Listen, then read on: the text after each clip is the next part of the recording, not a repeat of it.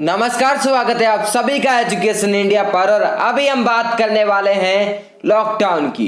जी हाँ, एक बार फिर से लग सकता है लॉकडाउन। दिल्ली सरकार ने कर डाली एक बार फिर मुहिम और मांगी है केंद्र सरकार से इजाजत एक बार फिर से आंशिक रूप से लॉकडाउन लगाने की।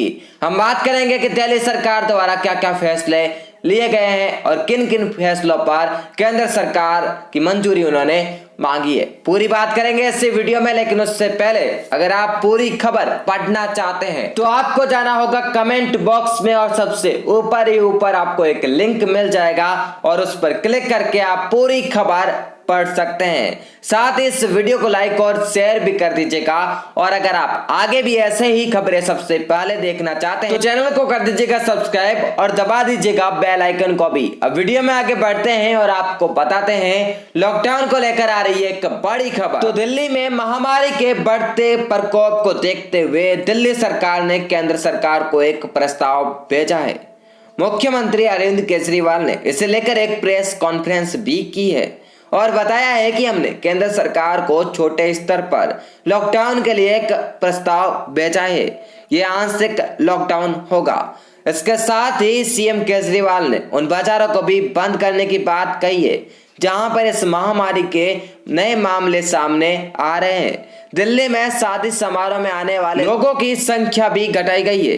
शादी समारोह में अब केवल 50 लोग ही शामिल हो सकते हैं। सीएम केजरीवाल ने कहा कि भीड़ बढ़ने पर या फिर कोविड प्रोटोकॉल का पालन नहीं करने पर बाजार बंद कर दिए जाएंगे।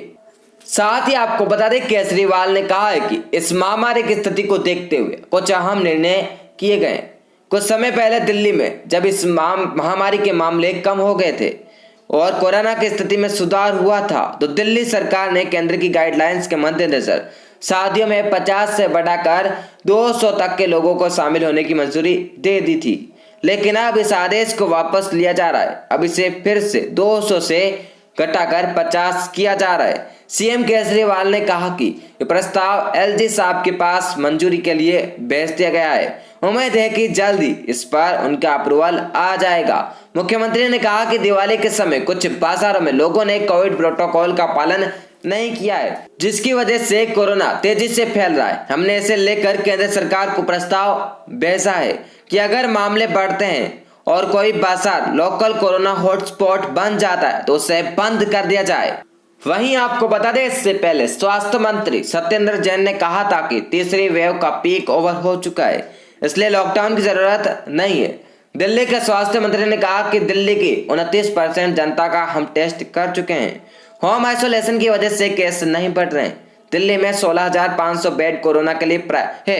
प्राइवेट अस्पतालों में बेड की थोड़ी दिक्कत है क्योंकि सब प्राइवेट अस्पतालों में जा रहे हैं। सत्येंद्र जैन ने कहा कि अब वेव का पीक ओवर हो चुका है, लेकिन वेव ओवर नहीं हुआ है।